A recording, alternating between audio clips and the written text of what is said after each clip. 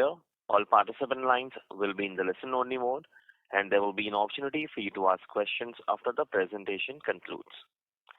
Should you need assistance during this conference call, please signal an operator by pressing star, then zero on your touchtone phone. Please note that this conference is being recorded. We have our senior management of LIC led by Mr. Siddhartha Mohanty, Chairperson on this call. I now hand the conference over to Mr. Siddhartha Mohanty, Chairperson, LIC. Thank you, and over to you, sir. Thank you. Good morning, everyone. I am Siddhartha Mohanty, Chairperson, LIC.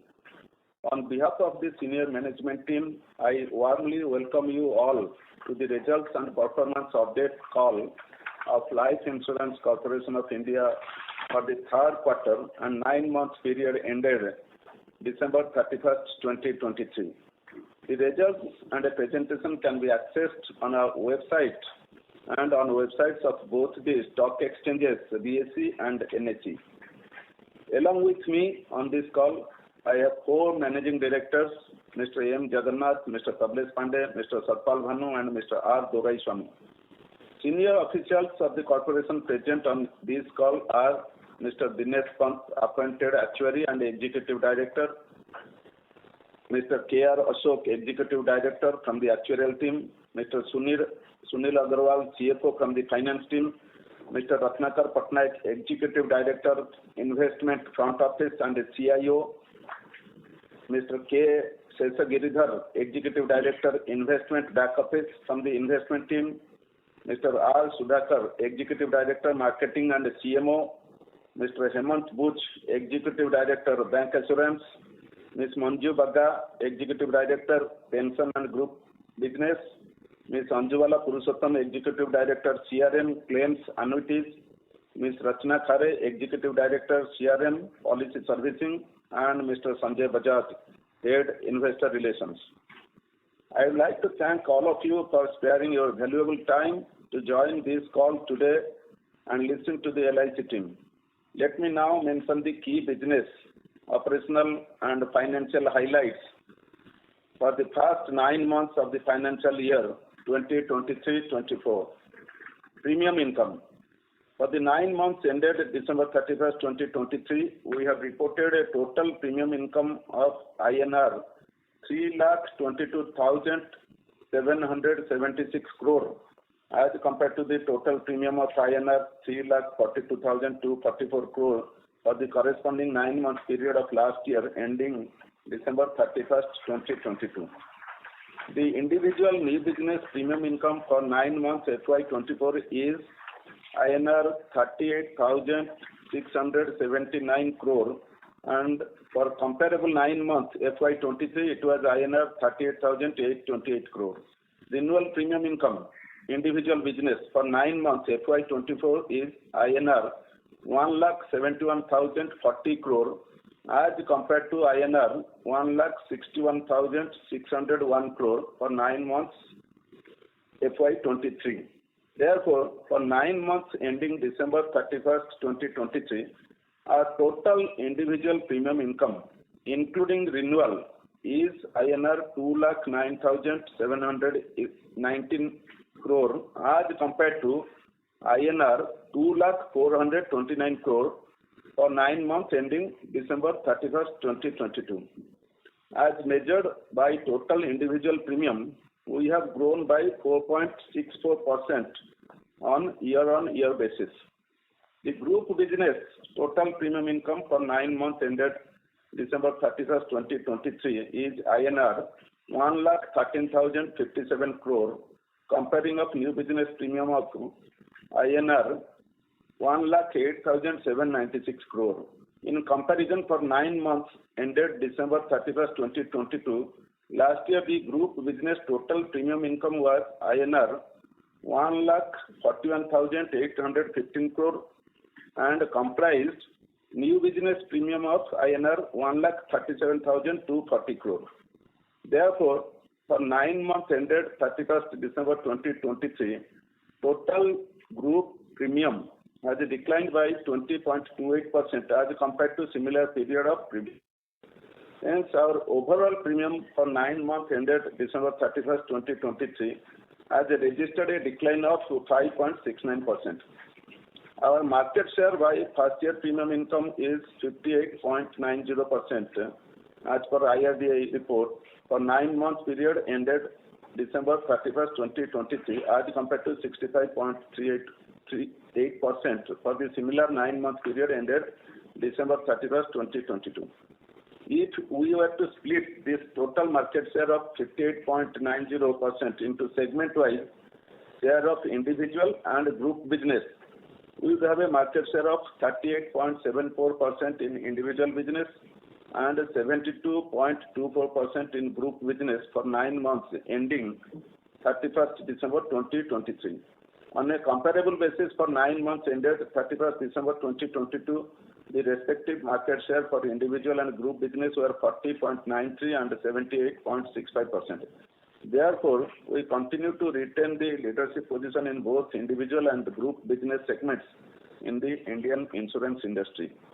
I would also add that we are conscious about doing profitable business. In an AP basis, the breakup of business is as follows.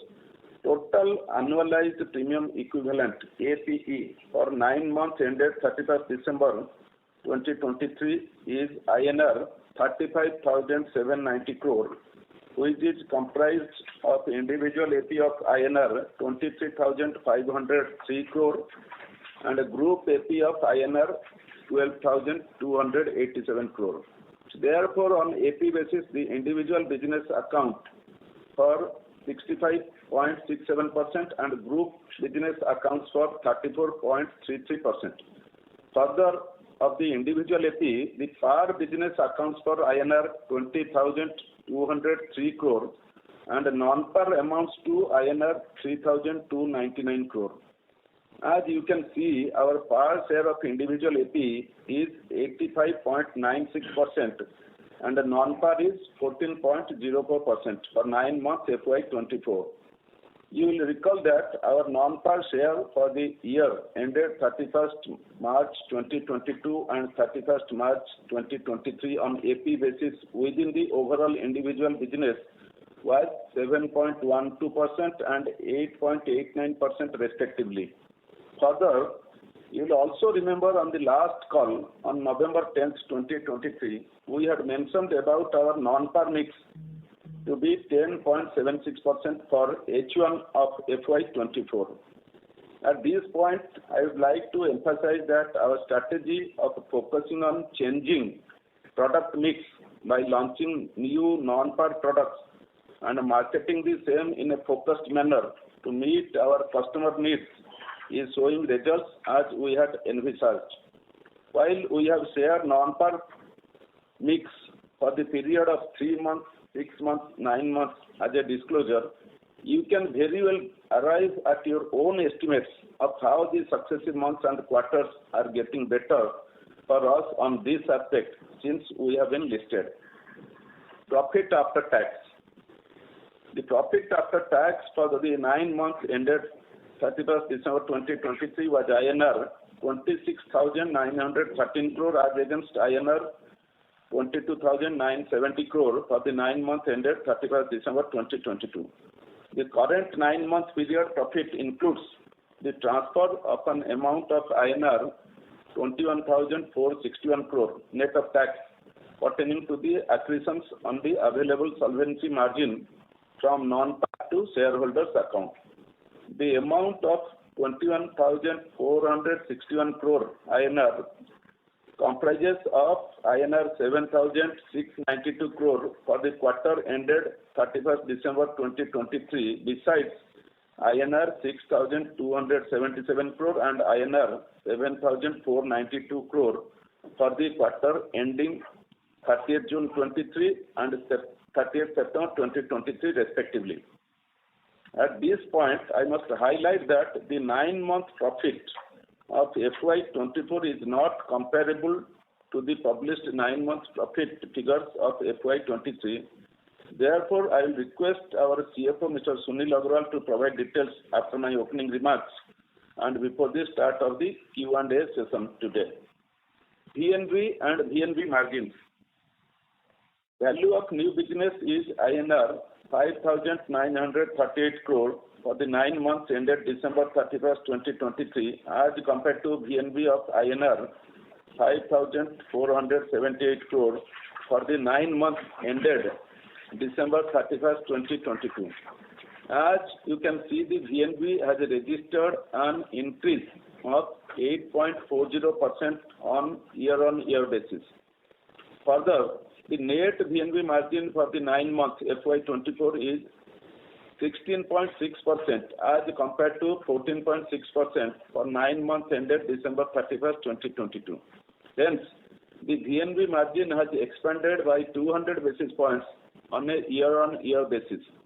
In comparison, you will also remember that our VNB margin for the past 6 months of FY24 ended September 30th, 2023 was 14.6%. Therefore, the 9 months ended December 31st, 2023 results also demonstrate the positive impact of changing product mix in Q3 of FY24 when new products have been launched. Solvency ratio. The solvency ratio as on December 31st, 2023 improved to 1.93 as against 1.85 on December 31st, 2022. Assets under management. AUM as on 31st December 2023 grew by 11.98% year-on-year to INR 49,66,371 crore as compared to INR 44,34,940 crore as on December 31st, 2022. Product mix and new product launches. Now I would like to inform about new product launches. In line with our strategy of increasing the proportion of the non-par business, we launched new non-par products during the past 9 months of FY23-24 to cater to customer requirements, namely LIC's Dhan Vriddhi Plan, LIC's Jeevan Kiran Plan, LIC's Jeevan Utsav Plan, and LIC's Group Post-Retirement Medical Benefit Plan respectively. Number of policies sold. During the 9 months ended December 31st, 2023, we sold 1.25 crore new policies as compared to 1.28 crore policies in the 9 months ended December 31st, 2022, registering a marginal decline of 2.6% over the corresponding period of last year. Agency workforce. As on December 31st, 2023, the total number of agents was 13.7.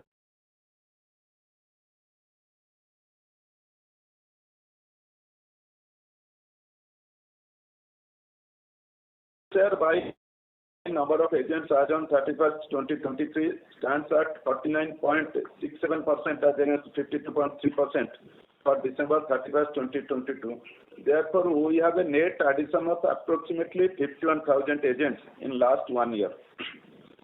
On number of policies sold basis, the agency force has sold 1.21 crore policies during the 9 months ended December 31st, 2023 as compared to 1.24 crore policies during the corresponding period of last year, registering decline of 2.39%.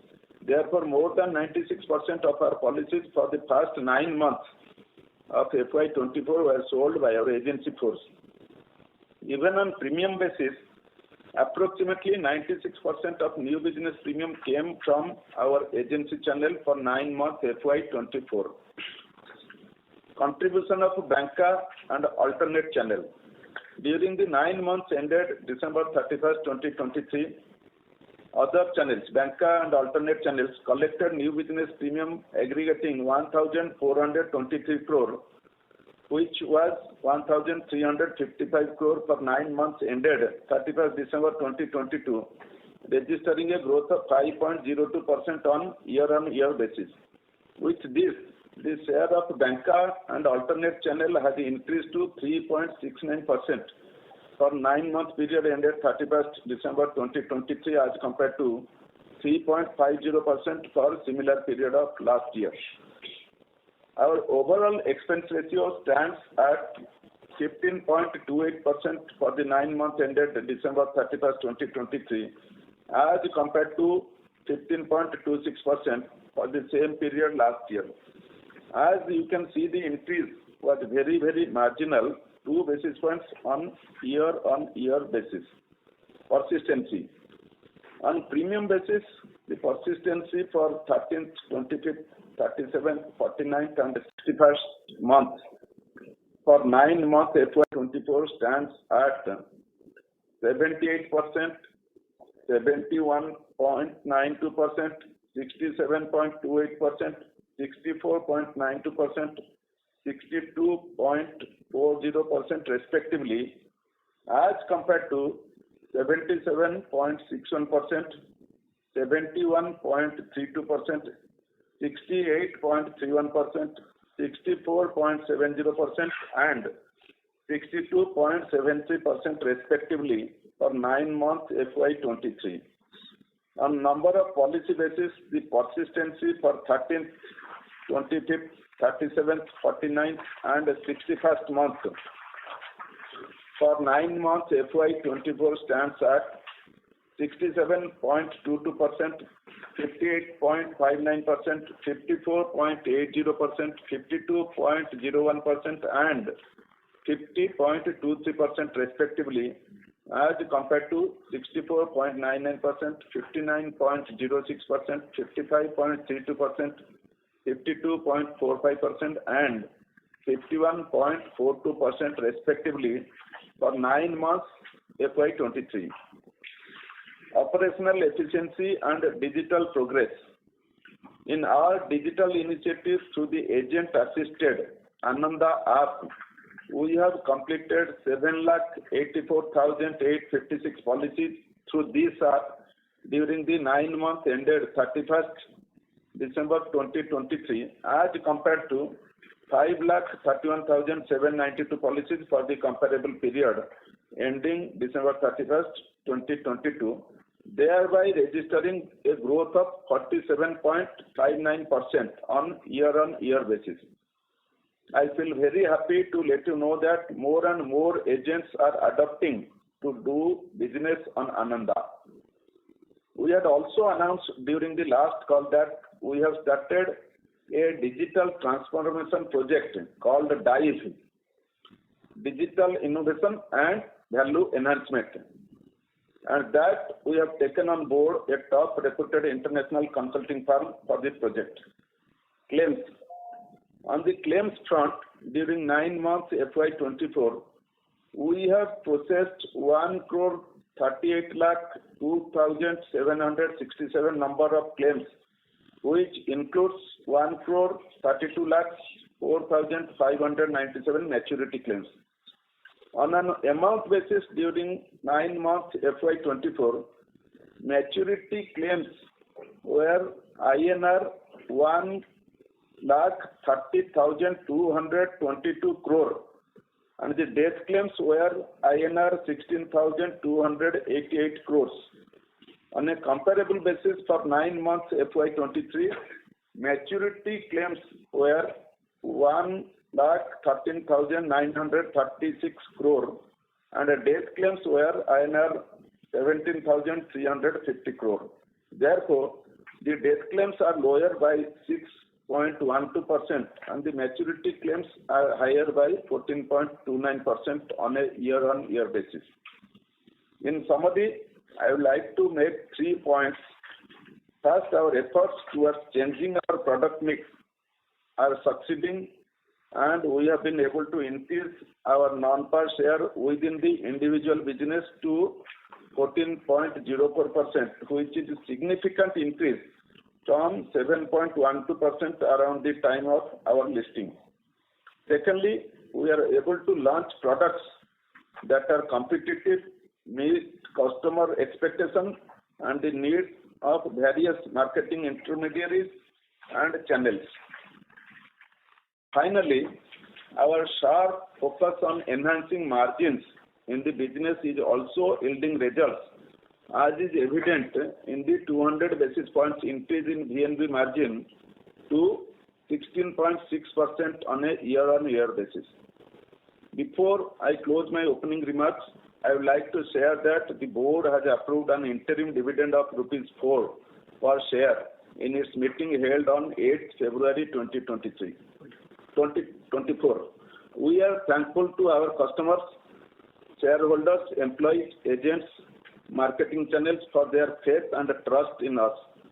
We remain committed to maintaining our leadership in the market while delivering superior value to all our stakeholders. Thank you very much. Before we open the floor for questions, I would like to invite the CFO, Mr. Sunil Agarwal, to explain the profit numbers, especially with respect to the comparable numbers for similar period last year. Sunil. Thank you, sir. Good morning, everyone. The profit figures for the quarter are comparable. The profit figure for the quarter, 9,444 crore, is comparable with the quarterly profit of last year, 6,334 crore, which is a 49% increase. The profit number for 9-month period ended December 2023 is not comparable with the 9-month period ended in the previous year, because the previous year included accretion of ASM for the quarter ended 31st March 2022 also, which amounted to rupees 4,542 crore. So if we remove that from 22,969 crore, the profit for 9 months, the comparable profit for the 9-month period 31st December 2022 is 18,427 crore, which is comparable to the profit for 9-month period ended December 31st 2023, which is 26,913 crores, which is a 46% increase in profit, comparable profit. Thank you. Thank you. We now invite questions. Thank you very much. We'll now begin the question and answer session. Anyone who wishes to ask a question may press star and 1 on their touchtone telephone. If you wish to remove yourself from the question queue, you may press star and 2. Participants are requested to use handsets while asking a question. Ladies and gentlemen, we will wait for a moment while the question queue assembles. Participants, you may press star and 1 to ask a question. The first question is from the line of Sujit Jain from Bajaj Allianz. Please go ahead. Mr. Mohanty and team, our compliments on a great set of numbers. Sir, I wanted to check with you the sustenance of this VNB margin going into Q4, and what would be the guidance for FY25 and over medium term, and if not guidance, in terms of your aspiration, how VNB margins will pan out next year and in the medium term, let's say over a period of 3 years? Actually, it would not be appropriate to guess any specific figure. But as you observe, whatever commitment we made during listing, we are in line with achieving our commitment. From 14.4% to 16.6% now, and you see the product mix, we are launching high margin products. And it is not only for shareholder, but first we keep in mind customers' interest.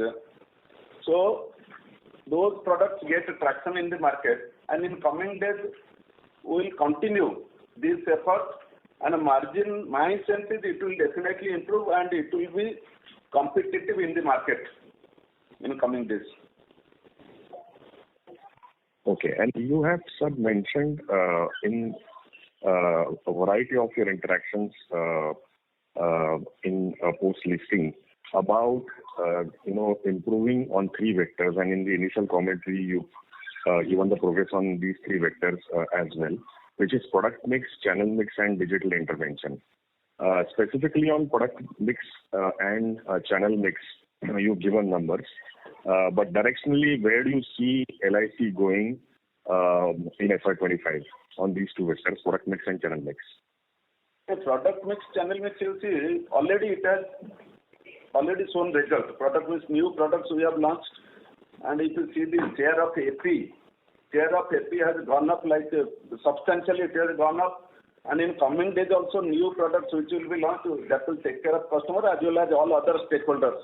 So definitely this product mix will help not only margin but share and good growth will be there. But at the same time, channel mix, when we say our alternate channel, we are focusing alternate.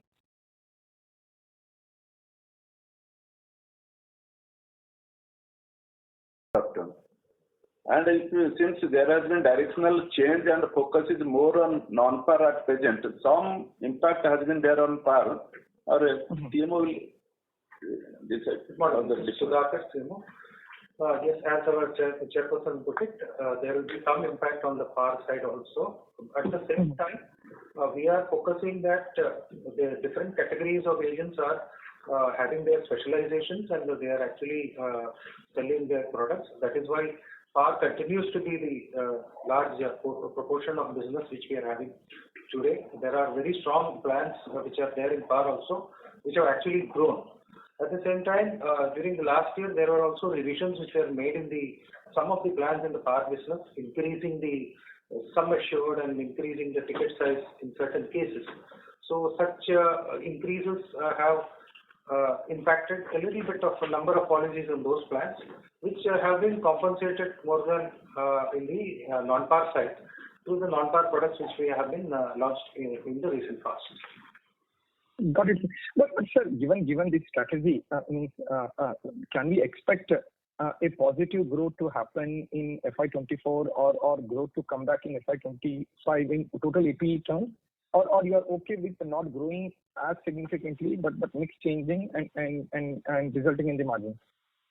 No. Definitely, we would like our growth trajectory to be there. In fact, it is already on track to that, and it will be the AP growth will also continue to be our driver. So that's very much on the focus, and that if you see quarter to quarter, that situation has improved.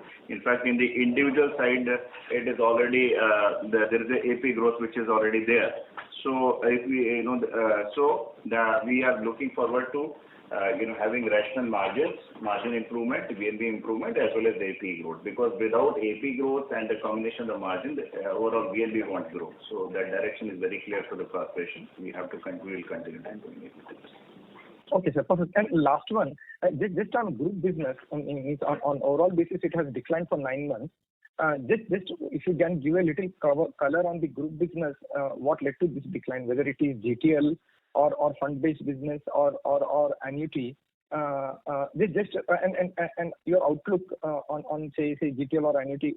What is your outlook given it has declined in the current year? Actually, group business, you see, some of the big ticket we could not get in time. So those are coming. If you see whatever decline was there in Q2, that has been reduced in Q3. And if I tell today, it has further improved. So I am confident whatever target is there for group business, we will definitely achieve in the current year. Because we are getting confidence from all our customers, big clients here. So they are gradually releasing money.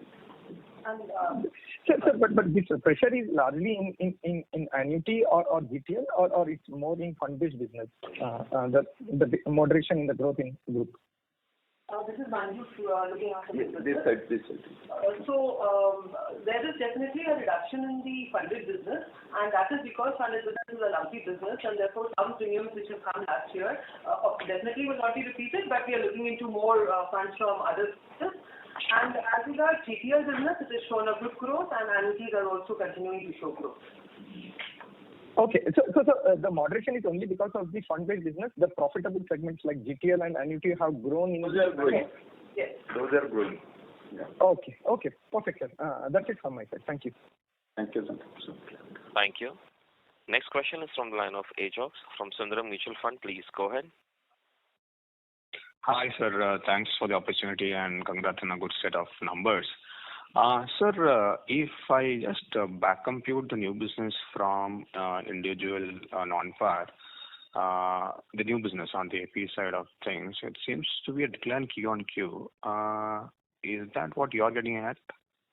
You see, non-par you are talking, I will give you a specific figure for 9 months. Yeah, please go ahead. Yeah. Non-par AP, which was... New business. Hello? Hello, can you hear me? Yes. Non-par AP. Yeah. Non-par AP last year Q3 up to Q3 9 months 2022 and 9 months 23. If you compare earlier, it was 2,213 crore. As against that, currently it is 3,299 crore. So thereby we are showing 49% growth in total volume. Yeah. And the share also, non-par share also, as I mentioned earlier, it has moved up to more than 14%. Yes, sir. I understand that. I was talking from the new business mix which you give at a proportion.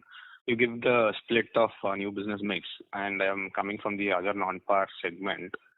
Probably I can take it offline also in case you don't have the numbers available. But sir, again, the follow-up to Avinash's question, the others. Again, if you split the first half and 9 months, we see that the new products margins are phenomenal, like versus the industry is. So you mentioned that there is a case for you to come off and be more competitive. So if that is the case, how much will you sacrifice on the margins there to gain growth? We have to maintain balance because growth is required as well as margin, both things. So it is. As we explained earlier also, this challenge is always going to be there. And that's what we have ensured that even in the 9-month period, while we have previously increased our rates, there has not been any letdown on the mix. So in certain products for sure, at certain point of time, when the competition comes, no market is without competition. So there, in order to remain competitive, we'll have to review. But then we continue to introduce new products also simultaneously. Ultimate aim, if you look at 16.6, we have to move from there upwards. On the margin side, that's the direction, and on the VNB side, we want to show robust growth also. So that is a very dynamic strategy about rebalancing the margin. But a very interesting point here to be noted here is that when we are having good margins here, the returns to the policyholders are also very good, and the customer products have been so designed in a manner so that it takes care of all the stakeholders. Understood, sir. That's very promising. And sir, just one question, final question from my side is that sequentially, 2Q versus 3Q, except this new product which is propping up margins substantially, have we gained product level margins sequentially speaking, 2Q versus 3Q? Product level margins, every product might not have gained, as I was saying. At certain point of time, certain products would be the leaders in the margin, certain others would have to be, because we'll also have to look at which are the points of competition, and then we'll have to review our offerings there. For example, recently, this annuity products, we have seen a lot of competition there. So then at certain point of time, you have to look into margin versus your growth strategy there. So the overall mix has to deliver, and that's the strategy. Yeah, I was talking from 2Q to 3Q perspective, historically, like 2Q versus 3Q, product level margins have broadly remained the same other than this? Yes. Under the non-par, we can say, they have remained almost the same. Sequentially, right? Okay. And the non-par, and par also, when you ask about, we need to understand that when new product offerings are given, the customers can be very common. At certain times, they can choose the new ones. So, this small variations in the participating side also need to be seen in that context also. That when the greater offerings which are not earlier there, now when they come, people with preference towards they may shift. It's not necessarily because LIC wants them to take non-participating products. It's a customer choice. So these sort of variations from quarter to quarter or a certain period of years also can be seen. Understood, sir. That's very helpful, sir. That's it from me, sir. Thank you. Thank you. Thank you. Next question is from the line of Aditi Joshi from JP Morgan. Please go ahead. Yes, thank you for giving me the opportunity to ask questions. So I have a couple of questions. The first one is related to the non-par. Just if you are able to provide some details on it. The first one is, sir, can you please share the duration of these products, as in what is the typical duration as compared to your par products? And the second, can you also provide a split of the type of premiums which is coming from these non-par, as in split between a single premium versus the regular premium products? And from a risk management perspective, how do you plan to manage the risk from these products, especially from a perspective of investment spread management? As in, I just want to understand your thoughts, as in what challenges are you facing, or if not, is the asset management asset liability matching comfortable at this point, or what challenges you might face in the future? The reason I'm asking is that, as you shared previously, that the mix that you're trying to limit is around 15%. So I'm just trying to understand what is limiting you to this 15% mix, because given the margins are pretty much higher for this product. And just a related one is that as you increase the share of non-par in your mix, how will it affect the unwind in your embedded value? Because the EV mix is largely skewed towards the value in force, and if you look at the EV movement, a large part of it comes from the unwind.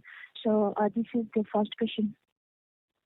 Yeah, as far as you're pointing to that, there is nothing limiting us to 15% sort of level. The appreciable growth, as was mentioned earlier, from around 8% to 14% has happened because that's a strategic, efforts which have been made towards creating larger set of products, which, because as you all will appreciate that although we are not offering many non-par products because of surplus distribution mechanism being in a different manner, and now that is being offered, so that there is a natural attraction towards it. That also because larger offerings are there, and there's a conscious effort also on that side. So there is nothing limiting that we shall be at 14%.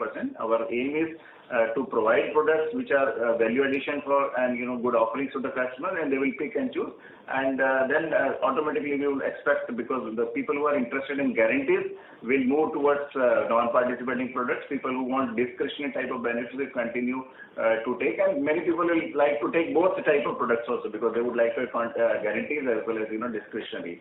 So that is the element. As far as risk management is concerned, we are very cautious about how to ensure. In fact, very line of business wise specific calls are taken. You would see that larger distribution equity would be there in the participating products which are discretionary.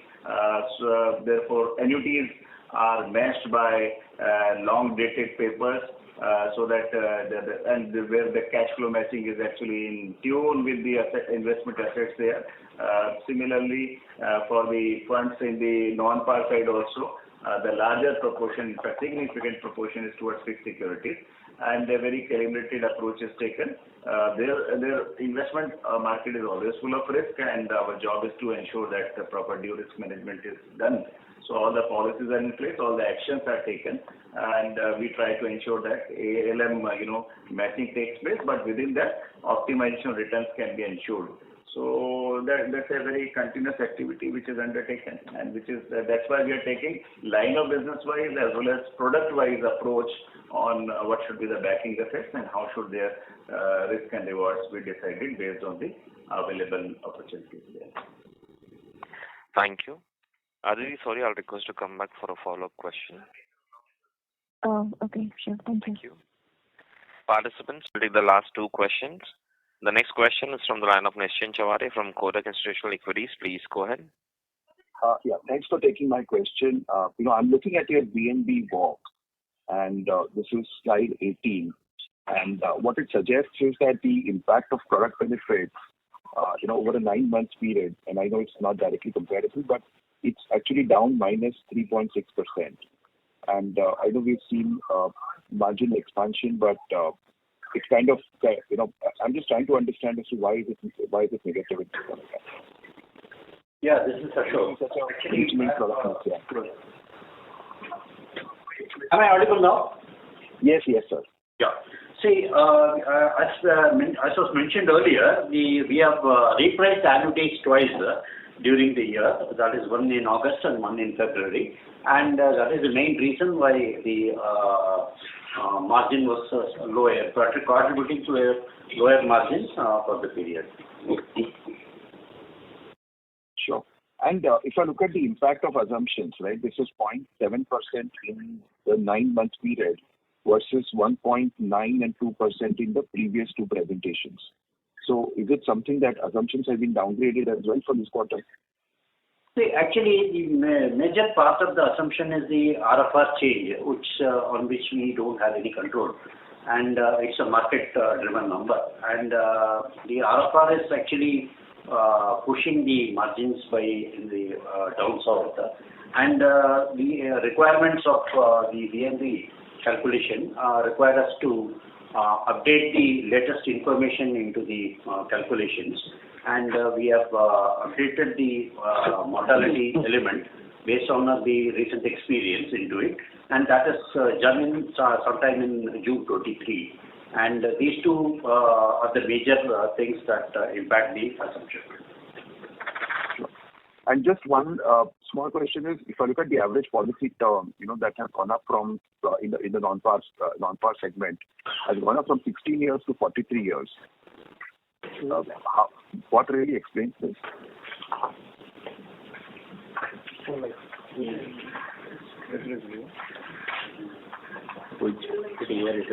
Actually, if you look at the current quarter's performance, is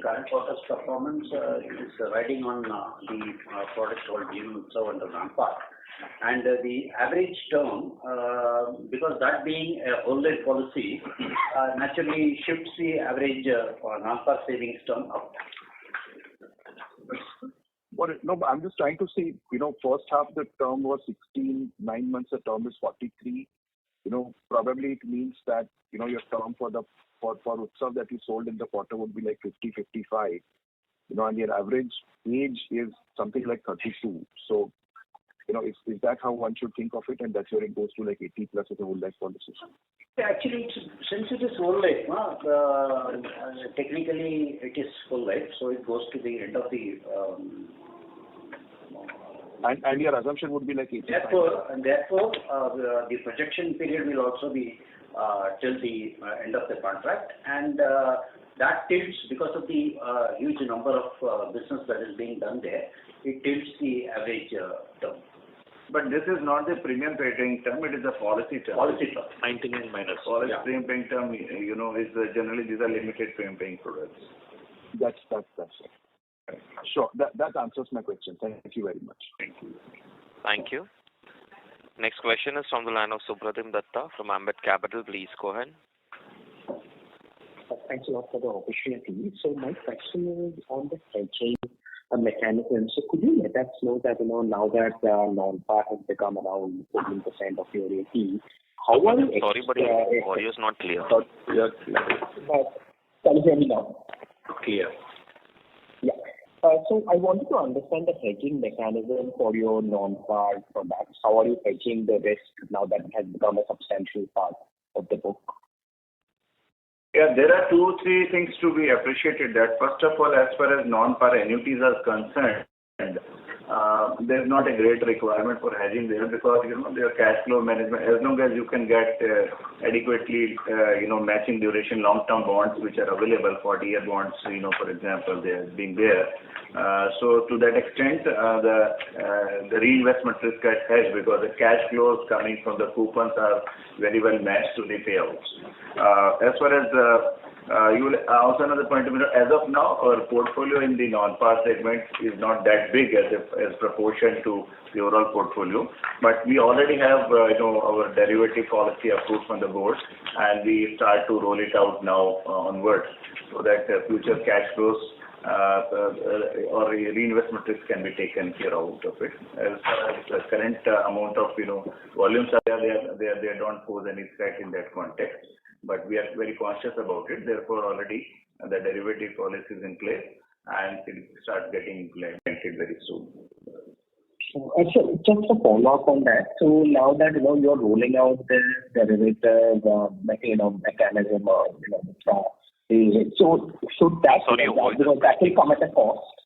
Your voice is breaking. Can you hear me now? Can you come in a better reception area, please?